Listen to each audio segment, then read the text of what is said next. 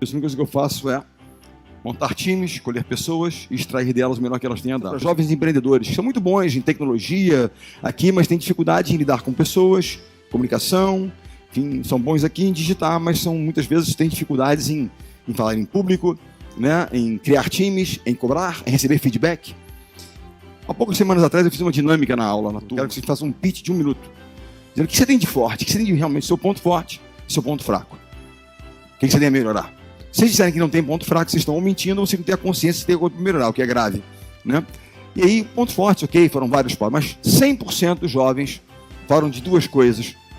Só 2 coisas apareceram nos seus pontos fracos. Primeiro, falta de disciplina. Ou são criativos, mas quando tem processo, disciplina, algo repetitivo, eles rateiam. Segundo, lidam mal com frustrações. Qualquer não, hoje em dia, não, então eu desisto, eu saio, mudo, migro, rapidamente eles fazem. No esporte você tem que ser disciplinado para ter algum tipo de êxito. Ponto, disciplina, repetição, disciplina, não é motivação. Vou falar depois um pouco de motivação e disciplina.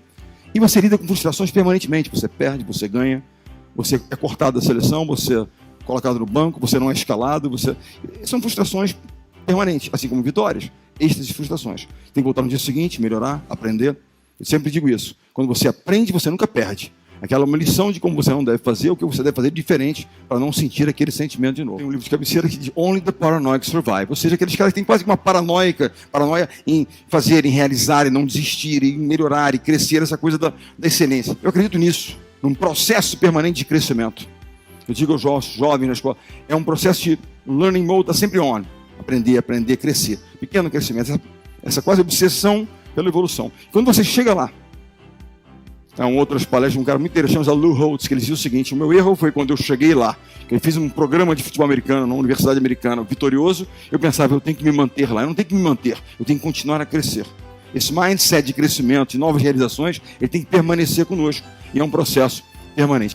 Disciplina é a ponte que liga os nossos sonhos, nossas realizações. Eu tenho um projeto, eu planejo como é que eu vou chegar lá. Se eu não cumprir aquilo no dia a dia, né, eu não vou chegar lá. Disciplina, criar hábitos de excelência, saber dizer não ao que você gosta, você está para fazer aquilo que você quer fazer.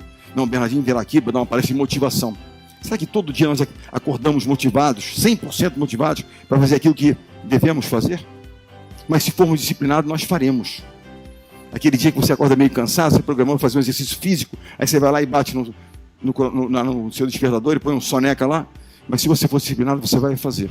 Se você não faz, você fica meio frustrado. A disciplina tem a ver com isso, sim. Realmente, coisas que, eu digo, o maior inimigo do crescimento é quando nós atingimos a zona de conforto. O desconforto, ele provoca essa busca por uma coisa melhor e tal, e eu, muito mais do que um treinador, eu me transformei num provedor de zonas de desconforto. Escolher pessoas. Eu brinco dizendo que eu sou o maior estudioso de Tom Brady no Brasil. Esse cara se tornou o maior campeão da história do futebol americano e casou com a Gisele Bündchen. Portanto, esse cara é o cara. Se eu descobrir o segredo dele, eu chego lá. Mas o interessante dele, eu não quero falar das conquistas, eu quero falar de como é que foi escolhido. Escolha de pessoas.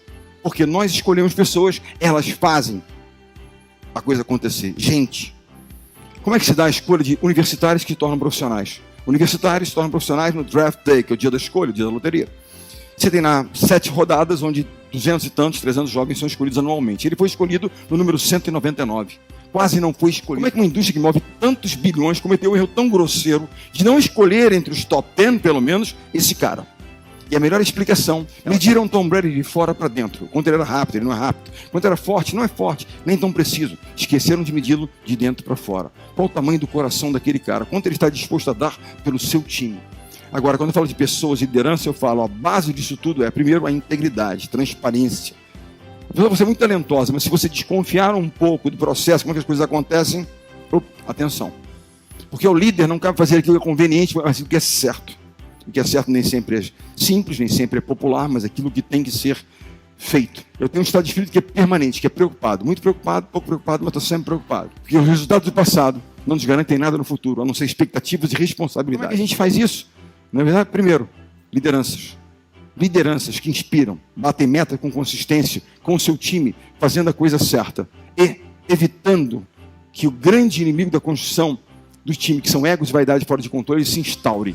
Michael Jordan tinha uma frase que era lapidar: eu posso até ganhar uma partida, mas jamais ganharei um campeonato. Você precisa de um time. Um dia, mas eu acredito em times, mas acredito em meritocracia.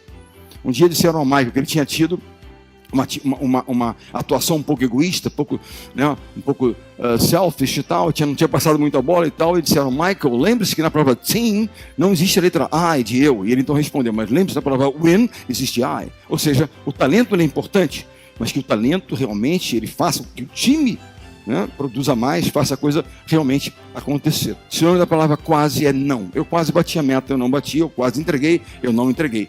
Como é que se aprende com as derrotas, com percalços? Não conseguimos entregar. Como é que se aprende?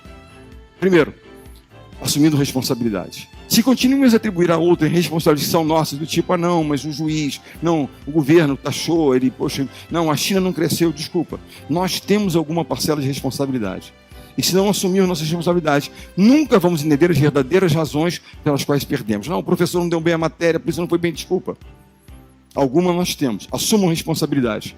Aprender com os próprios erros, porque a gente fica aprendendo com os dos outros. É muito bom aprender com os outros, mas nós vamos errar.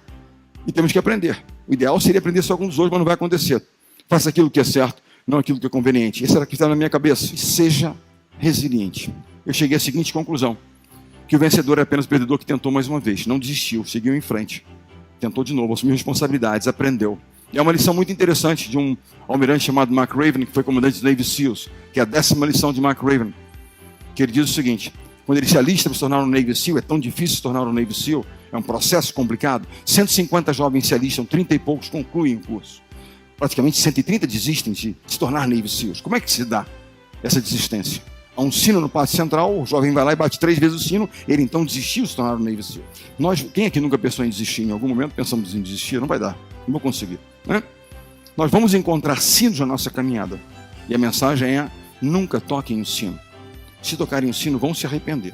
No esporte a gente usa muito o pensamento de que pain is temporary, pride is forever. A dor é temporária, vamos sofrer, mas o orgulho de não ter desistido, de ter tentado, tal, será para sempre. Ela venceu porque determinação, treinamento extremo e um propósito. Lembre-se de uma coisa, valores, cultura, propósito.